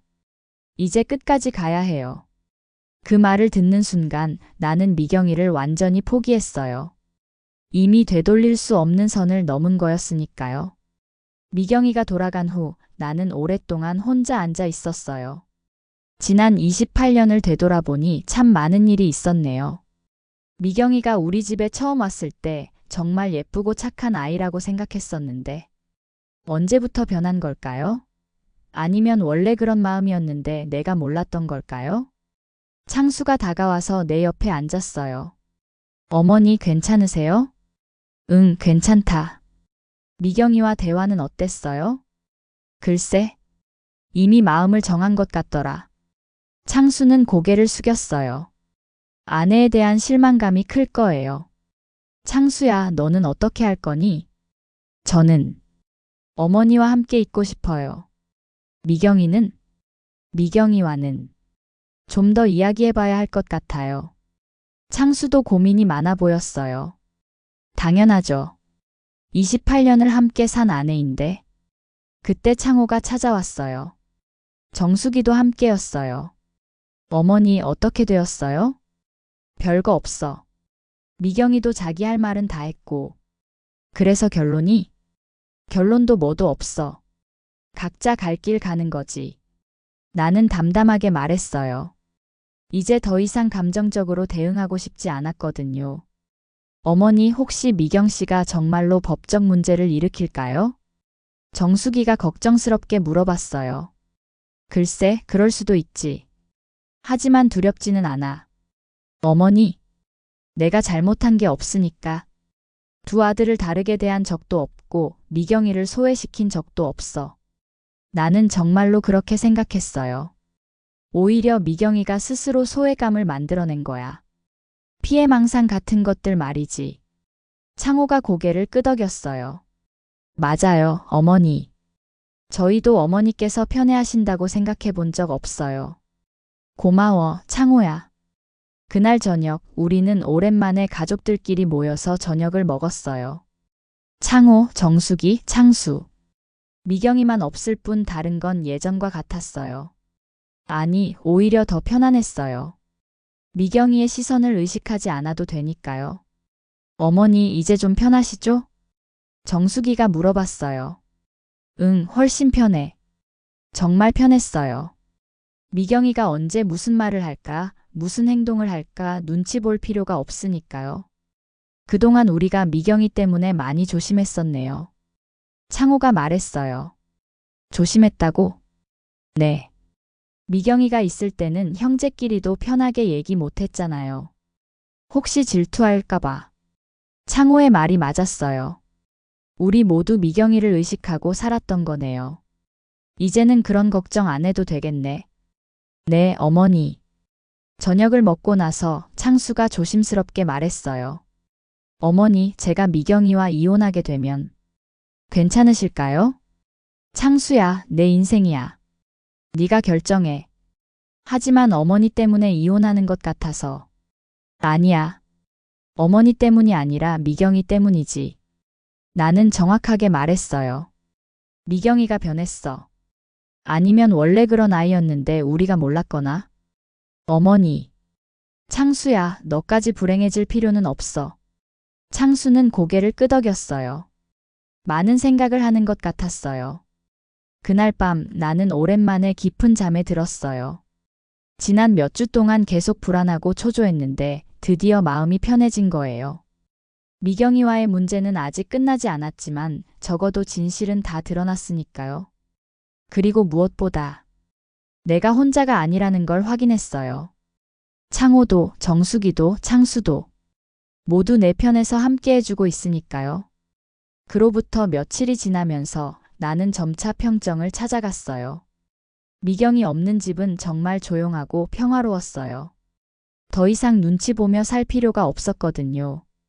창수는 아직 미경이와 만나서 대화를 나누고 있었어요. 이혼 절차를 어떻게 진행할지, 재산은 어떻게 나눌지. 복잡한 문제들이 많았거든요. 그런 창수를 보며 나는 미안한 마음이 들었어요. 창수야, 너 때문에 마음이 아프구나. 괜찮아요, 어머니. 제가 선택한 일이에요. 창수는 담담하게 대답했지만 표정에는 여전히 아쉬움이 남아 있었어요. 28년을 함께 산 사이인데. 네. 하지만 어쩔 수 없어요. 미경이가 바뀐 게 아니라 원래 그런 사람이었던 것 같아요. 창수의 말에 나도 고개를 끄덕였어요. 그런 것 같아. 처음부터 계산적이었던 거지. 어머니, 제가 눈이 멀었어요. 미경이의 진짜 모습을 보지 못했어요. 아니야, 창수야. 사람은 누구나 실수할 수 있어. 나는 아들을 위로했어요. 이미 충분히 상처받았을 테니까요. 그때 정숙이가 찾아왔어요. 요즘 자주 와서 안부를 물어보곤 했어요. 어머니, 오늘은 어떠세요? 좋아, 정숙아. 너는 어떻고? 저는 괜찮아요. 그런데 창수는 어때요? 정숙이가 창수를 걱정스럽게 바라봤어요. 많이 힘들어하고 있어. 당연하죠. 28년 부부였는데. 정숙이는 이해한다는 듯이 고개를 끄덕였어요. 그런데 어머니, 혹시 미경 씨가 다른 방법을 쓸 수도 있어요. 다른 방법? 네. 법적으로 안 되면 다른 식으로. 정숙이의 말에 나는 궁금해졌어요. 예를 들어, 동네 사람들한테 소문 퍼뜨리기, 친척들한테 거짓말하기. 그런 것들요. 정숙이의 말이 맞았어요. 미경이라면 그런 일도 할 수 있을 것 같았거든요. 그렇더라도 상관없어. 진실은 하나니까. 어머니께서 그렇게 생각하시니까 다행이에요. 그때 창호가 들어왔어요. 표정이 좀 어두웠어요. 어머니, 미경이가 또 무슨 일을 저질렀어요. 뭔데? 친척들한테 전화하고 다니면서 어머니께서 치매가 있다고 거짓말하고 있어요. 역시 정수기의 예상이 맞았네요. 그래서 친척들이 뭐라고 하던 대부분은 안 믿어요. 하지만 혹시 모르니까 확인해보자는 분들도 계시고 나는 한숨이 나왔어요. 미경이가 여기까지 할 줄은 몰랐거든요. 어머니, 병원에서 치매 검사 받아보시는 게 어떨까요? 정수기가 제안했어요. 검사? 네. 정상이라는 진단서를 받으시면 미경 씨의 거짓말을 반박할 수 있어요. 좋은 생각이었어요. 그럴까? 그럼 미경이도 더 이상 그런 소리 못하겠네. 다음 날 나는 창호와 함께 병원에 갔어요. 치매 검사를 받아봤는데 결과는 완전히 정상이었어요. 박순덕님, 인지능력이나 기억력 모두 정상 범위입니다. 치매와는 거리가 멀어요. 의사의 말에 나는 안심했어요. 진단서를 발급받으실 수 있어요. 우리는 진단서를 받아서 집으로 돌아왔어요. 그날 저녁 창수가 미경이와의 대화 결과를 알려줬어요. 어머니, 미경이가 포기했대요. 포기했다고? 네. 더 이상 어머니를 괴롭히지 않겠다고 해요. 나는 의외였어요. 미경이가 그렇게 쉽게 포기할 줄은 몰랐거든요. 왜 갑자기? 제가 이혼하겠다고 하니까 겁이 난 것 같아요. 그래서 조용히 이혼하자고 해요. 재산 분할도 반반씩 하고 서로 비방하지 않기로 했어요. 창수의 말에 나는 놀랐어요. 정말? 네. 그리고 어머니께 사과하고 싶다고도 하더라고요. 미경이가 사과하고 싶다고? 뭔가 이상했어요. 하지만 일단은 좋은 방향으로 해결되는 것 같았어요. 그럼 이제 끝나는 건가? 그런 것 같아요, 어머니. 나는 마음이 한결 가벼워졌어요. 드디어 이긴 갈등이 끝나는구나. 하지만 아직 끝이 아니었어요. 미경이에게는 마지막 카드가 하나 더 남아 있었거든요. 그로부터 일주일 후 나는 뜻밖의 방문객을 맞게 되었어요. 창수 어머니, 안녕하세요. 문을 열어보니 미경이의 친정 어머니였어요. 몇 년 만에 보는 얼굴이었죠. 아, 미경이 어머니. 웬일이세요? 죄송합니다. 갑자기 찾아와서. 미경이 일로 말씀드릴 게 있어서요. 미경이 어머니는 평소보다 훨씬 초췌해 보였어요. 뭔가 큰 걱정거리가 있는 것 같았죠. 들어오세요. 차라도 한 잔 드시고요. 거실에 앉은 미경이 어머니는 한참 동안 말을 꺼내지 못했어요. 어머님, 미경이가 정말 큰일을 저질렀어요. 큰일이라니요? 사실 미경이가 어머님께 한 일들이 전부 거짓말이었어요. 나는 깜짝 놀랐어요. 뭔가 더 큰 진실이 있다는 건가요? 거짓말? 미경이가 어머님을 괴롭힌 이유가 진짜는 따로 있었어요. 미경이 어머니는 눈물을 글썽이며 말했어요. 미경이가 바깥에서 큰 빚을 졌어요. 투자 실패로요. 투자? 네. 몇 년 전부터 부동산 투자, 주식 투자, 온갖 투자를 했는데 모두 실패했어요. 나는 충격을 받았어요. 미경이가 투자를 했다니. 그래서 빚이 얼마나? 2억 원이 넘어요. 2억 원? 나는 말문이 막혔어요. 그런데 창수는 모르죠? 네. 미경이가 숨겼어요. 그래서 어머님 재산으로 빚을 갚으려고 한 거예요. 모든 퍼즐이 맞춰지기 시작했어요. 미경이의 모든 행동이 이해가 되었어요. 미경이 어머니는 이어서 이야기를 들려주었어요.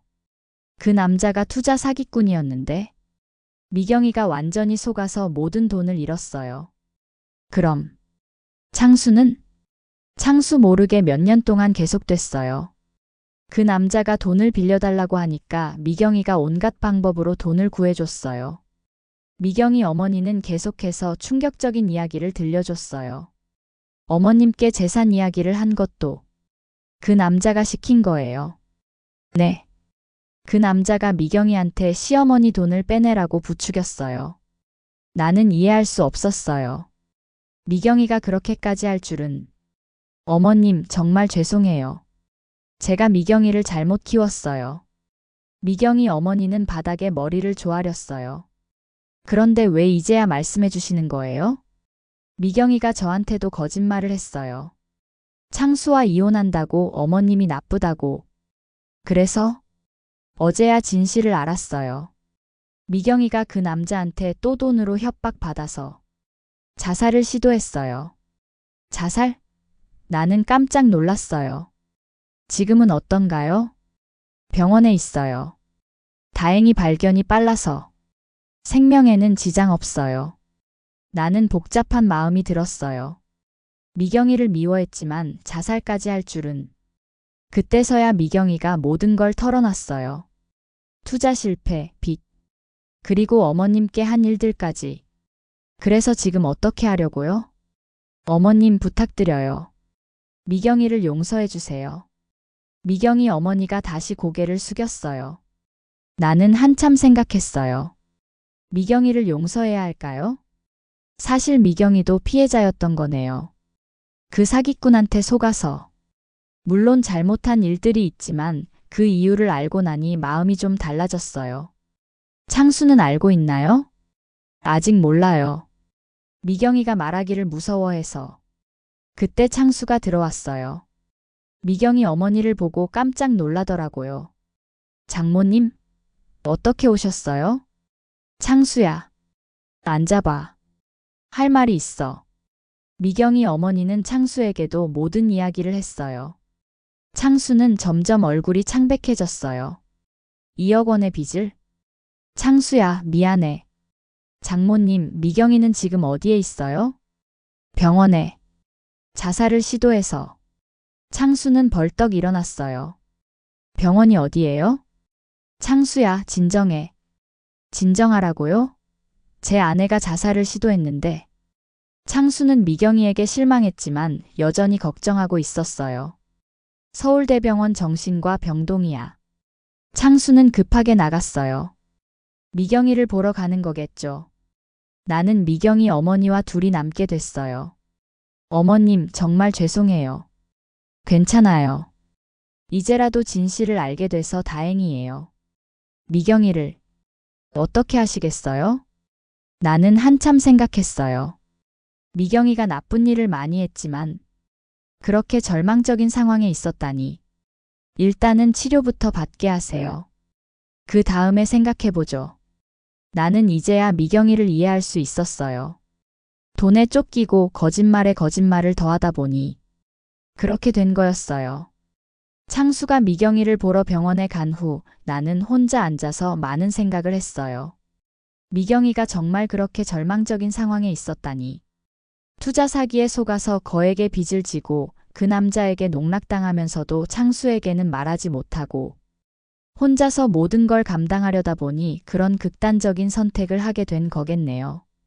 물론 미경이가 한 일들이 옳지 않았어요. 거짓말도 많이 했고 나를 속이려고도 했고. 하지만 이제는 그 이유를 알 것 같았어요. 절망에 빠진 사람이 잘못된 선택을 하게 된 거였어요. 그날 저녁 창수가 병원에서 돌아왔어요. 얼굴이 많이 상해 있었어요. 어머니, 미경이가 정말 많이 아파해요. 병이? 마음이요. 어머니께 죄송하다고, 창수에게도 미안하다고. 계속 울면서 사과해요. 창수의 말에 내 마음도 아팠어요. 그리고 어머니께 꼭 전하고 싶다는 말이 있대요. 뭐라고? 28년 동안 정말 행복했다고. 어머니 덕분에 가정의 따뜻함을 알게 됐다고요. 나는 눈물이 날 것 같았어요. 처음에는 정말 좋은 며느리가 되고 싶었는데 욕심이 생기면서 길을 잘못 들었다고 해요. 창수야, 어머니 미경이를 용서해 주실 수 없을까요? 창수가 간절히 부탁했어요. 물론 미경이가 잘못했어요. 하지만 그래도 28년이에요. 나는 한참 생각했어요. 미경이를 용서해야 할까? 아니면 끝까지 미워해야 할까? 그때 정수기가 찾아왔어요. 창호에게서 상황을 들었나 봐요. 어머니 안녕하세요. 정수가 왔구나. 어머니 미경 씨 일로 많이 힘드시죠? 응. 좀 복잡해. 정수기는 내 옆에 앉아서 말했어요. 어머니 제 생각에는 미경 씨도 피해자인 것 같아요. 피해자? 네. 사기꾼한테 속아서 모든 걸 잃고 그러다 보니 잘못된 선택을 하게 된 거죠. 정수기의 말이 맞는 것 같았어요. 물론 미경 씨가 한 일들이 옳지 않아요. 하지만 그 마음은 이해할 수 있을 것 같아요. 정수가, 어머니께서 워낙 너그러우시니까 한 번 더 기회를 주시면 어떨까요? 그날 밤 나는 잠들지 못하고 계속 생각했어요. 미경이를 용서해야 할까? 저는 새벽 공기를 가르며 병원으로 갔습니다. 분노가 아니라 확인이 필요했죠. 진실을 알고 난 뒤 마음은 의외로 고요했습니다. 창수는 밤새 붙잡고 울었다고 했습니다. 병실 문을 열자 소독약 냄새가 코끝을 찔렀습니다. 침대 위에는 미경의 메마른 손등이 놓여 있었죠. 바늘 자국이 푸르게 남아 있었습니다. 울면서 잘못을 비는 미경이에게 저는 말 대신 손을 덮었습니다. 살아있어 주어 고맙다. 그 마음이 먼저였어요. 의사는 안정이 필요하다고 했습니다. 저는 고개를 끄덕였습니다. 은연중에 있었던 편애에 대한 사과와 책임, 두 단어가 머리에서 맴돌았죠. 병실 창으로 비가 스며들 듯 들어오던 빛이 하얗게 번졌습니다. 저는 숨을 길게 고르고 그동안 제가 놓친 것부터 적어야겠다고 생각했어요. 집에 돌아와 작은 편지를 3통 썼습니다. 창수에게는 그동안 내 형만 신경 쓰고 있어서 미안하다고 적었습니다. 나도 모르게 오래 기울어진 마음이 있었다고요. 정숙에게는 고맙다고 썼습니다. 보이지 않게 집을 지탱해준 사람이라고요. 마지막 한 장은 미경에게 썼습니다. 잘못한 만큼 책임을 지되 사람으로서의 품위를 잃지 않도록 제가 돕겠다고요. 다시 걷게 해보자고 적었습니다. 저는 봉투를 닫았습니다. 약속은 소리보다 종이에 오래 남습니다. 다음 날 저는 병원에서 인지기능 검사를 받았습니다. 결과는 정상이었습니다. 진단서를 들고 나오며 생각했죠. 억울함을 달래는 데는 기록이 제일 공정하다고요. 동네의 소문은 이틀을 못 갔습니다. 미용실에서 떠들던 말도 사라졌습니다. 거짓말은 크게 되기 전에 잘라야 합니다. 제 선은 거기였습니다. 돈의 문제는 절차로 정리했습니다. 저는 오래 알고 지내던 변호사를 불렀습니다. 공증인을 함께 앉혔습니다. 집은 제가 떠난 뒤에만 팔 수 있게 조건을 걸었습니다. 매각대금과 다른 재산은 창호와 창수에게 반반으로 가도록 유언을 정비했죠. 그리고 조항 하나를 더 넣었습니다. 가족 위기 지원 계정을 만들고 집행은 모두가 참여하는 회의와 기록으로만 가능하게 하자고요. 몰래가 아니라 함께. 권리보다 의무를 먼저 세우는 방식이었습니다. 복수는 감정에 빚이고 용서는 생활의 약속이라는 걸 저는 늦게 배웠습니다. 사기꾼 문제는 경찰에 정식 고소를 도왔습니다. 미경은 사실 확인서를 썼고 미경 어머니는 알고 있는 정황을 적었습니다. 벌은 국가의 몫입니다. 경계는 가족의 몫이죠. 저는 뒤를 보지 않기로 했습니다. 가을이 깊어지자 감나무가 붉게 익었습니다. 추석상은 소박했습니다. 전 2가지, 나물 2가지. 상 위에는 유언 공정증서 4본을 함께 올렸습니다. 저는 조항을 천천히 읽었습니다. 첫째 창호는 고개를 숙였고 정숙은 제 손을 꼭 잡았죠. 창수는 말없이 울었습니다. 울음은 대답이 되었습니다. 며칠 뒤 병원에서 전화가 왔습니다. 미경이 퇴원을 앞두고 있었습니다. 저는 작은 손수건과 과일을 들고 갔어요. 오후 햇살이 창틀을 타고 들어왔습니다. 미경은 눈을 제대로 들지 못했습니다. 저는 오래 준비한 문장을 꺼냈습니다. 저는 먼저 말했습니다. 잘못은 책임으로 갚자. 사람은 사람으로 대하자. 저는 미경의 손을 덮었습니다. 미경의 어깨가 들썩이며 아주 천천히 내려앉았죠. 그날 우리는 길게 말하지 않았습니다. 말은 적어도 진심은 선명했습니다. 집에 돌아온 날 식탁 옆 벽에 작은 게시판을 달았습니다. 가족회의 날짜, 병원 일정, 비용 집행 내역, 심리상담 스케줄. 모든 걸 적었습니다. 저는 생각했습니다. 회오리는 기록을 만나면 속도가 줄어든다고요. 생활은 그렇게 다시 시작됩니다. 규칙도 만들었습니다. 중요한 결정은 혼자 하지 않는다. 돈과 서류는 공동 보관한다. 도움은 요구가 아니라 합의로 시작한다. 침묵으로 시험하지 않는다.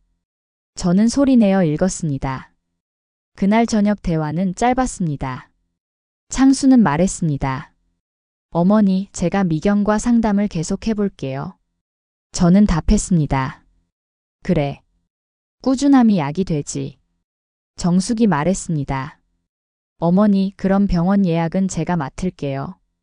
저는 고맙다 말하며 고개를 끄덕였습니다. 대화는 이 정도면 충분했습니다. 나머지는 생활이 해주니까요. 일주일에 한 번 저는 미경과 공원을 걸었습니다. 말이 없어도 바람이 말을 이었고 우리의 관계는 서서히 회복되었어요. 어느 비 오는 오후 저는 서랍에서 사진 한 장을 꺼냈습니다. 27의 미경, 결혼식 날, 두 손을 모으고 고개를 깊게 숙이던 모습. 저는 사진을 봉투에 넣어 문 앞에 두었습니다. 문틈이 열리며 사진이 사라졌습니다. 저는 벽에 등을 기대고 눈을 감았습니다. 젊은 날의 다짐과 늙은 날의 용서는 닮아 있었습니다. 둘 다 조용히 완성되죠. 겨울 문턱에서 경찰에 연락이 왔습니다. 수사가 본격화된다고 했어요. 봄이 오기 전 저는 텃밭 한 귀퉁이에 어린 나무를 심었습니다. 푯말에는 짧게 적었습니다. 다시 서기. 저는 물을 주며 스스로에게 말했습니다. 어른의 일은 가르치는 게 아니라 받쳐주는 일이라고요. 받쳐주는 일은 때로 화를 참는 일입니다. 때로 선을 정확히 긋는 일이고 가끔은 먼저 손을 내미는 일이죠. 며칠 뒤 작은 변화가 왔습니다. 미경이 식탁에 앉아 종이 한 장을 내밀었어요. 상담사와 함께 썼다는 계획표와 사과문이었죠. 지난 잘못, 앞으로의 생활, 갚아야 할 빚, 해야 할 일. 글씨가 조금 떨렸습니다. 저는 끝까지 읽고 미소를 지으며 종이를 접었어요. 그날 밤 저는 오래 잠들었고 햇빛이 둥근 허리를 스칠 때쯤 일어났습니다. 저는 창문을 활짝 열어두었어요.